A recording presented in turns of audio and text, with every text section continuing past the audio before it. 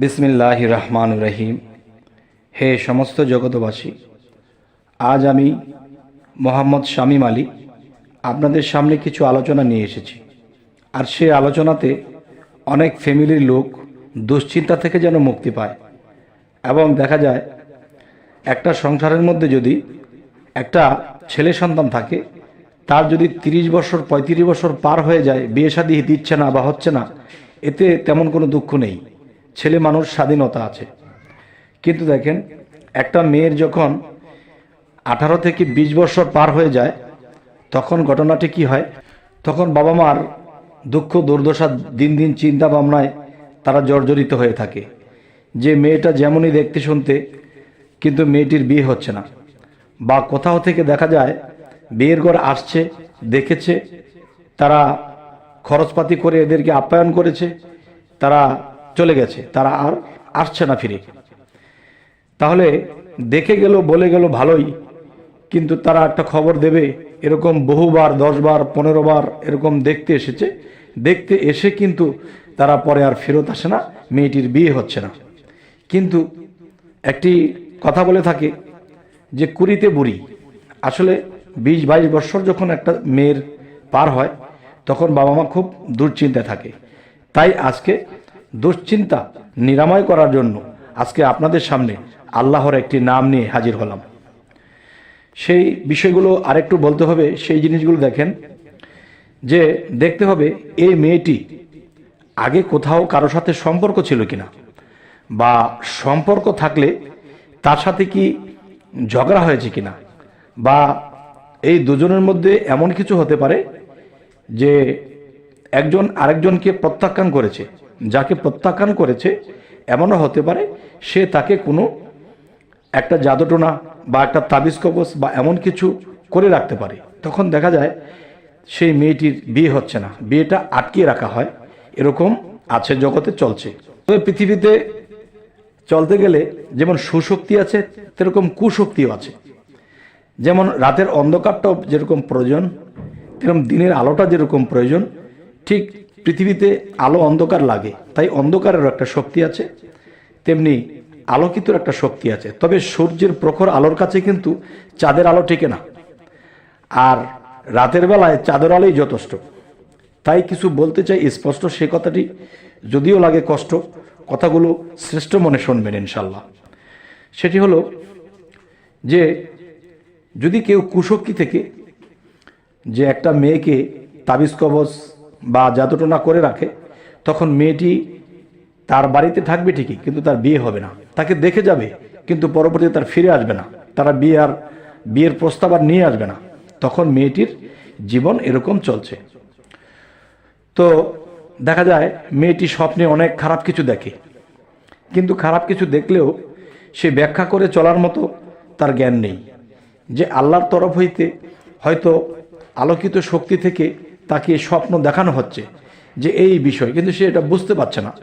খোয়াব দেখেছে, কেউ বলে স্বপ্ন দেখেছে, স্বপ্ন তো মানুষ কত কিছুই দেখে, কিন্তু এর মধ্যে কিন্তু তার ফয়সালা এসে আছে, কিন্তু এটার খবর সে জানে না। যাই হোক, এখন হযরত মুহাম্মদ সাল্লাল্লাহু আলাইহি সাল্লাম তিনি কিন্তু মহামানব। এই মহামানবকেও কিন্তু জাদুগ্রস্ত করা হয়েছিল। তখন কিন্তু আল্লাহ জিবরাইল দ্বারা সেই আয়াত নাজিল করেছেন। সে আয়াত যখন হযরত মুহাম্মদ সাল্লাল্লাহু আলাইহি সাল্লাম পাঠ করলেন, তখন কিন্তু তিনি জাদুমুক্ত হয়ে গেছে।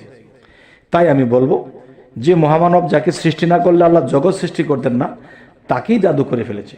তাহলে আমি কিন্তু সাধারণ মানুষ।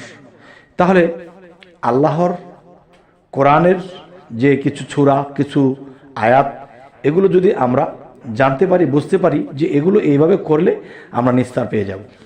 তবে আমি বলবো যে মেয়েটির বিবাহ হচ্ছে না, ইনশাল্লাহ 21 দিনের মধ্যে তার বিবাহের ঘর আসবে, 21 দিনের মধ্যে তার বিবাহ হয়ে যাবে ইনশাআল্লাহ। আল্লাহর কালামের জোরে, আল্লাহর কোরআনের জোরে, আল্লাহর গুণবাচক নামের জোরে। সেটা আমি বলছি। দেখুন, যে মেয়েটির এতবার বিবাহের ঘর এসেছে কিন্তু বিবাহ হচ্ছে না বা হয়নি, সেই মেয়েটি কি করবে? সকালে ঘুম থেকে উঠবে, ওঠার পরে নিজের শরীরটাকে পবিত্র করবে। এরপর কি করবে? সূরা ফাতিহা 3 বার এবং সূরা ইখলাস 3 বার, ফালাক 1 বার, নাস 1 বার, বলে সে গ্লাসের মধ্যে পানি রেখে ফু দেবে। 3টি ফু দিয়ে এখান থেকে 3 ভাগের 1 ভাগ পানি খাবে, আরেক ভাগ সকালে খাবে, আরেক ভাগ সন্ধ্যার পরে খাবে। আচ্ছা, এরকম 21 দিন পর্যন্ত তিনি এই পানিটা এরকমভাবে প্রতিদিন খাবে।